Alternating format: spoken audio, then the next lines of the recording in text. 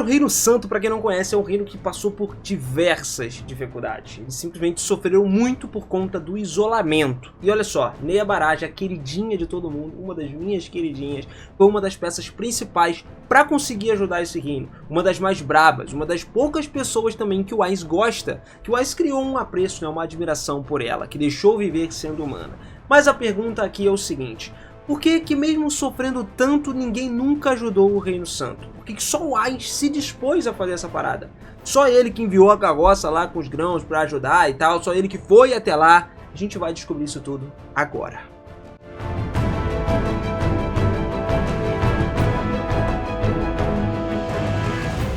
Fala, seus otakus, beleza? Eu sou o Minas e sejam muito bem-vindos a mais um videozão aqui do canal. E olha só, família, pra gente entender o porquê de ninguém ajudar, a gente tem que entender o que estava acontecendo com o Reino Santo.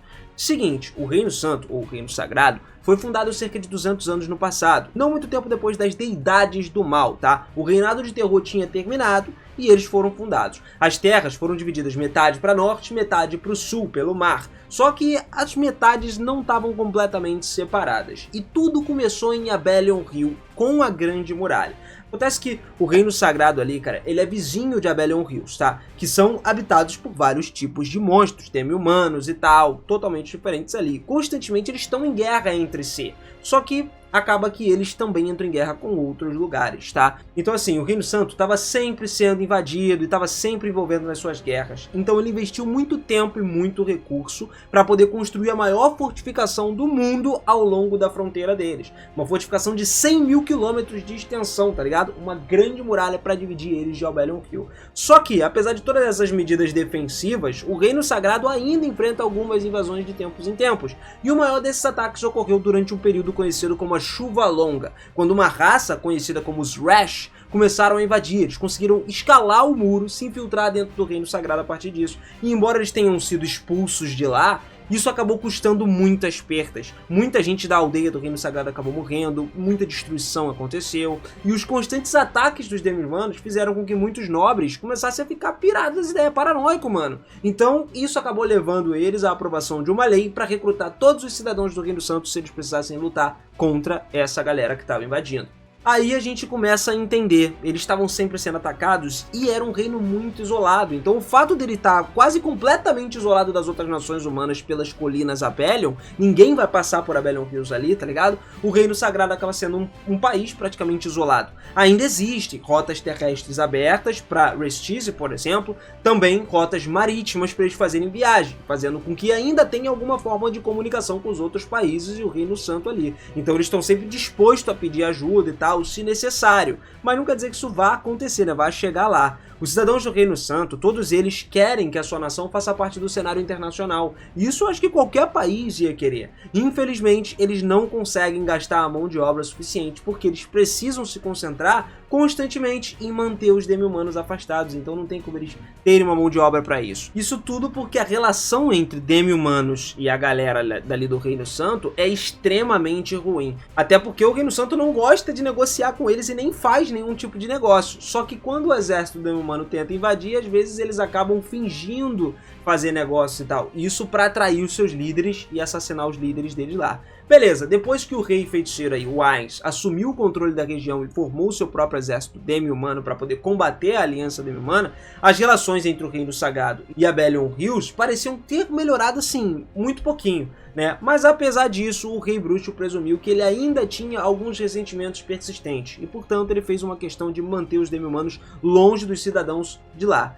Agora, com relação a Restize, cara, a gente tinha, como eu falei, uma única rota terrestre do Reino Sagrado que levava direto ao Reino Restize. E também compartilhava ali uma fronteira marítima também. Só que as duas nações naturalmente comercializavam entre si. Não muito, mas quando dava comercializavam. Só que depois do massacre de Cartisplane, que aconteceu lá, as opiniões de vários nobres do sul em relação ao reino começaram a azedar, mano. Eles acreditavam que a nação seria assimilada ao Reino Feiticeiro mais cedo ou mais tarde, até porque o Ainz foi aquele cara que fez o massacre geral lá. Então depois que o Jaldabov começou a conquistar a maior parte do Reino Sagrado lá, a parte do norte, o exército de libertação do Reino Sagrado foi começar a enviar uma galera para ter solicitações de apoio. Eles queriam fazer o quê? Recuperar a nação deles. Infelizmente todos os que foram abordados por isso foram recusados por vários motivos. Só que principalmente o reino ainda estava se recuperando do massacre em Cartisplane lá. Os enviados consideravam o reino uma causa perdida e seguiam para um novo reino, o Reino Feiticeiro. Depois da libertação do Reino Santo, cara, eles ainda estavam guardando um certo rancor aí por não ter recebido ajuda militar. Então ele cortou todos os laços possíveis com o Reino Restis, que não quis ajudar eles. O cara não tava nem aí, tá ligado? Como resultado, quando o reino foi enviado para assistir a coroação do novo rei sagrado lá, eles foram rejeitados sem sequer conseguir ver o rei. Olha que doideira. Mais tarde, depois que o reino atacou um dos transportes do Reino Feiticeiro, no caso, Philip, né, o cara que fez a cagada, o Reino Sagrado condenou a nação completamente. Ou seja, agora mesmo é que eles não iam fazer negócio nenhum com o Restis. E a teocracia? Depois da fundação do Reino Feiticeiro, muitos cidadãos queriam formar uma aliança com a teocracia para poder destruir uma nação não humana, né, que seria a nação do Ais. Devido a algumas diferenças religiosas e tal, porém uma aliança com eles seria muito difícil ainda assim. Na web novel, cara, é até afirmado que o Reino Sagrado manteve conexões com a teocracia Slane no passado, só que devido a uma guerra invasiva aí das tribos demi-humanas, acabaram que eles perderam contato, né? Com o Império Baharut, as relações internacionais exatas entre o Reino Sagrado e o Império eram desconhecidas. A gente não sabe até hoje sobre o que rolava entre eles. Só que a gente sabia que existiam certos indivíduos que viajavam para o Império de vez em quando ali e reconheciam um certo avanço da nação. Inclusive, ela estava à frente da maioria das outras nações, incluindo a própria nação do Reino Santo.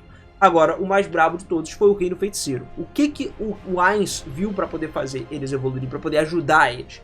Cara, quando ele começou a se informar sobre o massacre de Cartisplane, a fundação do Reino Feiticeiro e tal, o Reino Sagrado escolheu aceitar a nação deles como um estado soberano, independente, tá ligado? Permitindo uma livre circulação entre os cidadãos pra lá. No entanto, devido a um preconceito aí do templo em relação aos mortos-vivos serem altamente doutrinados na sociedade do Reino Sagrado, muitos cidadãos viam o Rei Feiticeiro, por exemplo, como uma ameaça, que perdia só para os demi-humanos, que estavam sempre invadindo eles.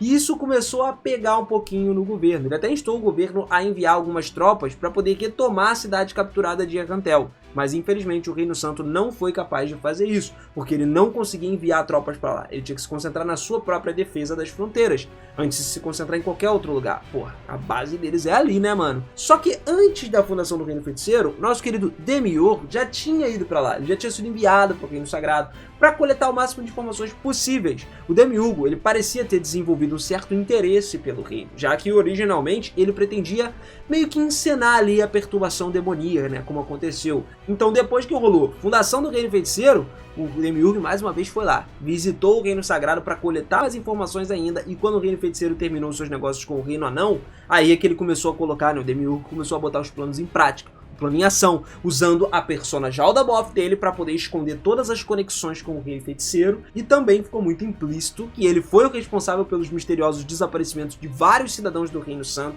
Provavelmente ele esfolou esses caras aí para produzir pergaminhos mágicos, né? Demiurgo faz esse tipo de coisa. Mas apesar da Constituição profana lá, o Reino Sagrado reconheceu o Reino Feiticeiro como um país soberano.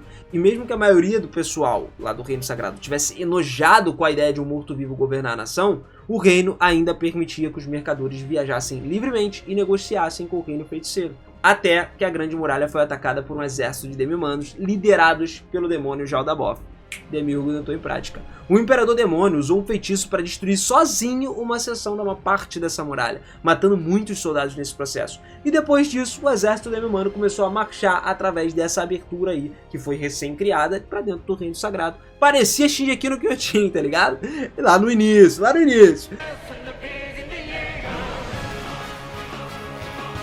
Mas quando receberam a notícia de que o muro tinha caído, a rainha, meu irmão, ela começou a mobilizar toda a nação. Como o exército demi-humano indo em direção à cidade de Kalincha, que era a primeira cidade ali, lá no Reino Sagrado do Norte, o plano era que o exército do Reino Sagrado do Norte resistisse até que o exército do Sul viesse do Sul e ajudasse eles lá. Só que os demi-humanos chegaram mais cedo do que o esperado, e o Jaldabaoth atacou pessoas na cidade sem dó nem piedade. Em resposta a isso, a Rainha Santa reuniu as forças pessoais, enfrentou esse demônio, mas infelizmente eles não foram páreos para ele, para o exército demi-humano, conquistando Kalincha com sucesso. Com a Rainha Sagrada agora sendo feita de prisioneira, posteriormente morta, porque ela foi morta, né? Cara, o exército demi-humano, conquistando maior parte do norte, começou a se infiltrar cada vez mais. Os cidadãos estavam sendo levados para os campos de prisioneiros, para experimentos, tá ligado? No entanto, quando a tentativa de invadir também o Reino Sagrado do Sul começou, as forças foram finalmente detidas pelo exército do sul da fronteira lá. Beleza, o sul conseguiu segurar. Mas por outro lado, os nobres do sul não fizeram nenhuma tentativa de ajudar o norte. Eles não pensaram nisso. Provavelmente eles pretendiam usar essa situação no seu próprio benefício, principalmente político, para poder retomar o norte para eles. Os remanescentes do Exército do Norte fundaram o Exército da Libertação do Reino Sagrado. Na realidade, porém, eram só algumas unidades de guerrilha aí que precisavam desesperadamente de ajuda. E mesmo que Henry Steeze tenha se recusado a oferecer apoio no passado, uma delegação conseguiu fazer um acordo com o Reino Feiticeiro, cara. O Rei Feiticeiro, o Ainz, foi o cara que resolveu ajudar eles, pessoalmente, em troca justamente pelos direitos de assumir o controle de todas as maids ali, né, as empregadas do Jaldabov.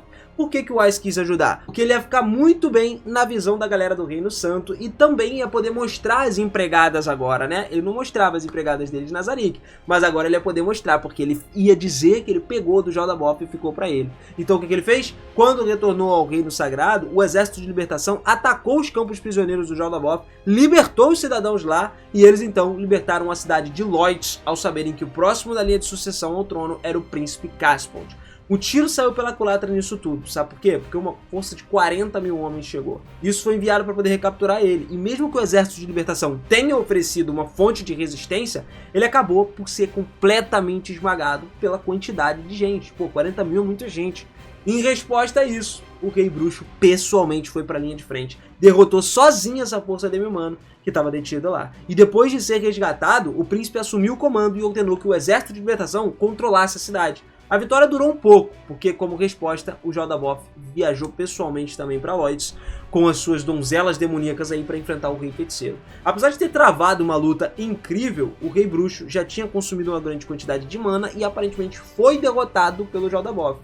Foi derrotado, tá? E, apesar de tudo, o Jaldabov também ficou gravemente ferido e decidiu recuar para acabar com o Exército de Libertação. Mas com a perda do Rei Bruxo, o exército começou a decidir se concentrar em derrotar o exército demi-humano. Felizmente, eles foram abordados por uma raça conhecida como Zerni, que planejava se rebelar contra o Jaldabov, e um acordo foi fechado entre eles. Eles ajudariam a retomar Kalisha juntos. Se o Exército de Libertação resgatasse o seu príncipe, eles também se juntariam a uma das donzelas demoníacas do Jaldabov, Shizu, que estava sendo controlada pelo Rei Bruxo e recebeu as ordens de ajudar os guarda-costas, principalmente Neia Baraja. O Exército de Libertação, cara, foi quando eles decidiram enviar a Shizu e a Neia para poder resgatar o príncipe de Zerni, e o que eles fizeram com sucesso. Só que essa Shizu era um nome fictício. A gente tá falando da CZ, rapaz. Com o Zerni agora tendo ajuda, o Exército de Libertação conseguiu retomar Kalisha. E a libertação de Kalisha venceu. Vários nobres do sul ajudaram o Exército de Libertação. Combinando as suas forças ali, eles marcharam sobre a cidade de Prakt agora e inicialmente tiveram uma certa vantagem enquanto os ocupantes da cidade, né? Até que o Jaldabov tomou pessoalmente o poder do campo de batalha. Só que o Exército de Libertação foi salvo por um exército demi-humano liderado pelo Rei Feiticeiro, que estava vivo e voltou para conquistar as colinas de Abelion.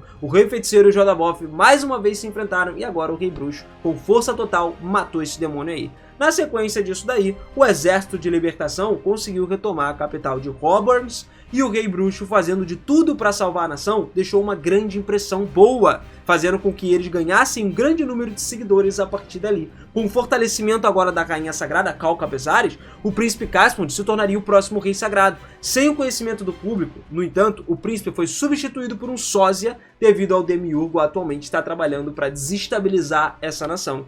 Agora, no rescaldo dessa guerra aí, enormes problemas tiveram que ser resolvidos. Mesmo que o sul tenha ficado ileso, o norte ficou devastado e sem liderança, causando uma agitação muito grande em todo mundo.